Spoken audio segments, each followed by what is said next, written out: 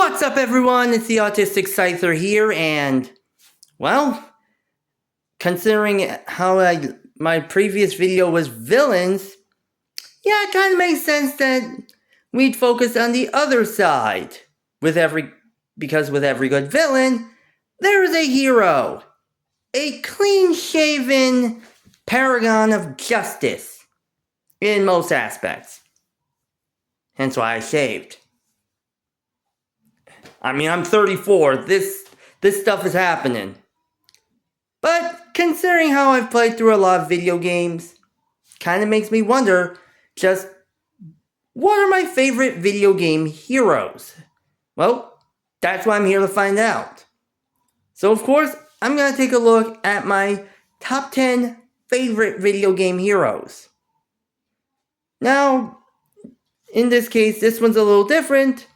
One per franchise, because, oh boy, there's a lot where I could mention multiple. Yeah, so without further ado, let's get started. Starting off first at number 10, we have Pit from Kid Icarus Uprising. And I know a lot of people are going to get confused. Wait, why is Hades at number 5 while Pit's only sitting at number 10? And the answer is, Pit is just that. He's basically just a hero. Basically being the main hero under the guidance of the goddess Palutena. And largely enough, his main thing is just fighting for justice and fighting for all that's good. Fighting for Lady Palutena. And while that's all well and good, it kind of is a little boring to an extent. However, that being said, Pit still kind of has enough personality that to the point that he just squeaks by at the number 10 spot. I mean, keep in mind he isn't able to fly like an actual angel, and he may have his own qualms about the 10-second rule, which is basically just, if it's on the floor, he eats it. But, in all fairness, he's basically your standard hero. He's honorable, he's willing to fight for what's right, and he does it as well. And, yeah, the fact that seeing his interactions with Viridi is kind of interesting to say the least, since Viridi mostly will get in under his skin like almost like they're in school. Which is possibly why a lot of people will ship the two of them. Food for thought. Moving on next at number 9, we have Isaac from Golden Sun. Here's another one that most people have not mentioned about when it comes to video game heroes. And honestly, mine was kind of a little interesting, as honestly, it was between both Isaac and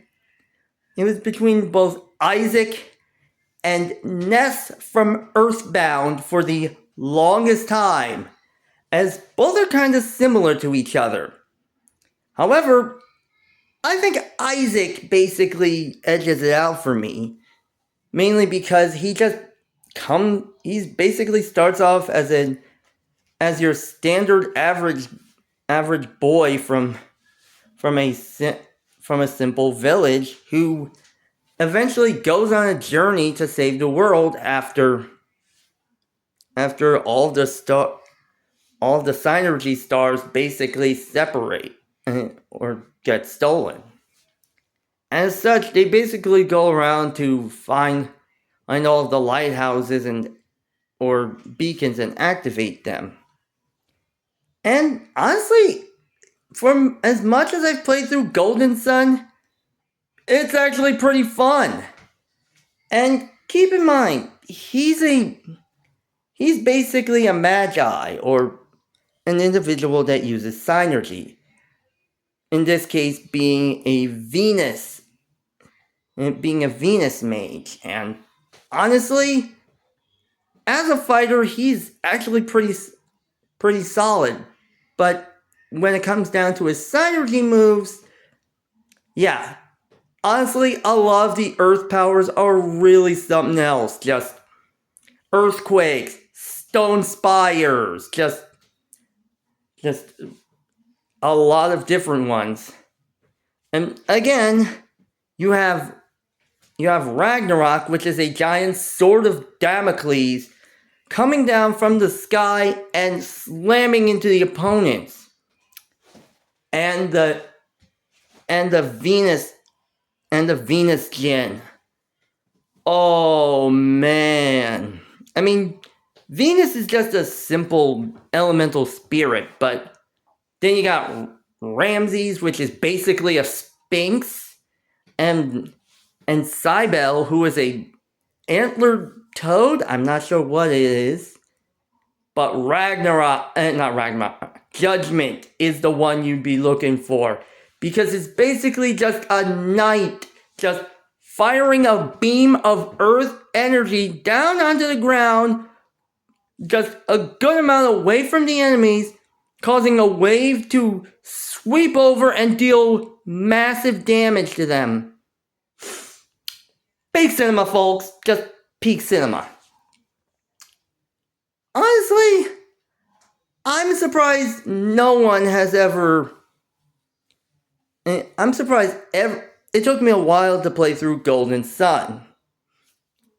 Here's hoping Nintendo Switch 2 gets the DS one, though, because I really want to play the third Golden Sun game for the DS.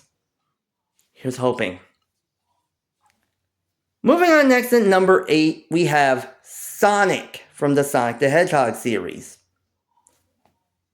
And granted, I was born in 1991, so I was around when Sonic was just cutting his teeth into the video game market on the Sega Genesis.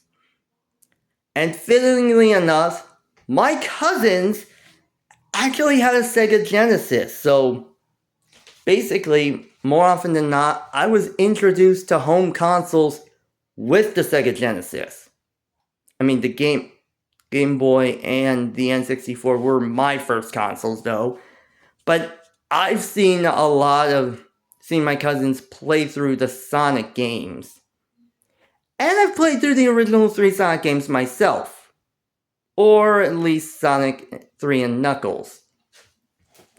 But either way, I enjoyed a lot of it. But that being said, keep in mind, and the fact that Sonic is basically just your standard 90s too cool for school protagonist, I mean, it basically was hard to kind of like relate to him as a hero.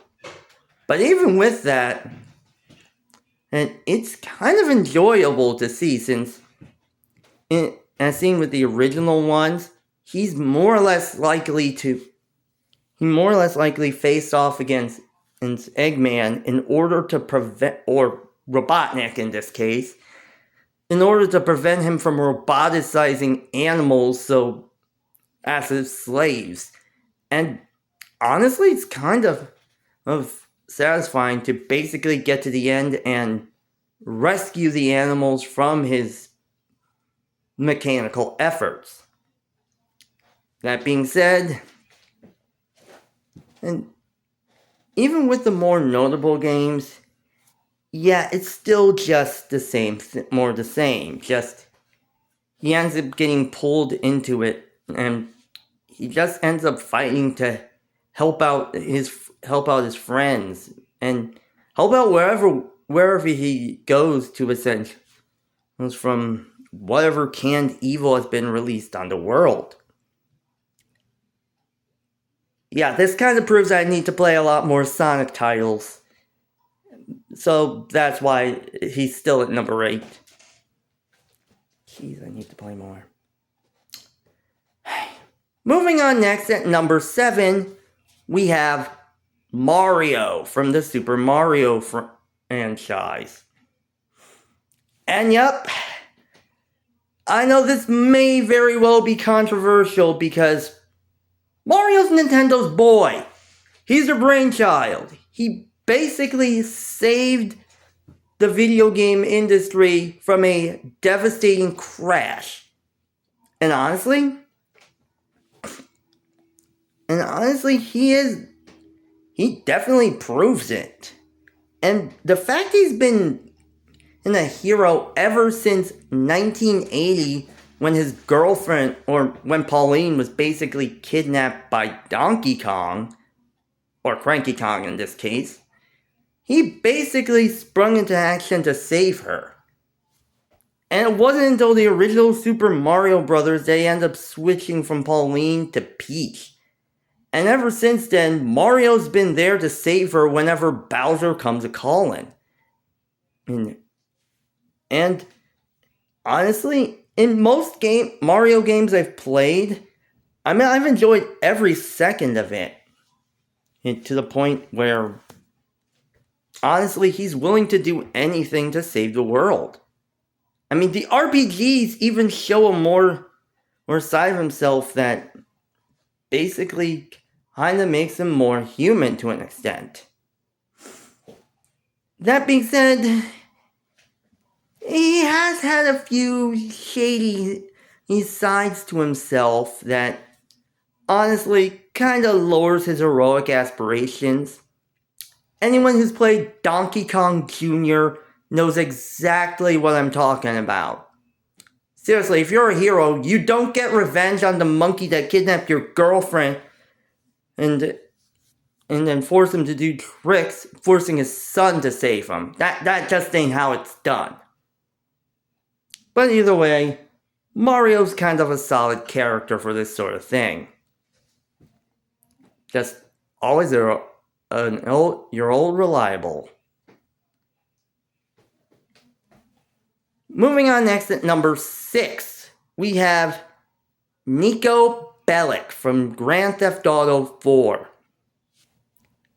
And for those that haven't seen Top 10 Video Game Villains, they know my top 10 favorite video game villains, They know that my number 6 entry was a villain protagonist. So, basically, you'd think, what if the video game villain protagonist, was basically the hero? And honestly, most GTA protagonists aren't what you'd expect as heroes, but at the same time, they're not what you'd expect as villains. Because most of the time when people play through Grand Theft Auto, a Grand Theft Auto game, they just play through being as chaotic as they want. And I got Grand Theft Auto 4 in order to learn how to drive. The fact that I don't have a driver's license is kind of proof to how that worked out. But even with that, out of all the GTA protagonists I could have chosen, like Michael, Franklin, or CJ, Niko is an interesting character, as he was originally a part of the Serbian army before essentially moving to Liberty City in order to find a fellow soldier that served with him in the war who sold out his platoon. And he ends up getting dragged into a conflict that he plans on stopping at all means. And honestly, he's kind of one that you'd prove that would be a hero, as he's willing to help anyone he trusts. And there are a lot he's proven to trust. He saved Roman a lot, and, well, yeah. And he's made so many lasting decisions that I feel like he's basically the most realistic version of a hero that video games have had in recent generations. That's really saying a lot. Makes you wonder what we're going to do with Lucia in Grand Theft Auto 6. Who knows? This video is continued in part 2.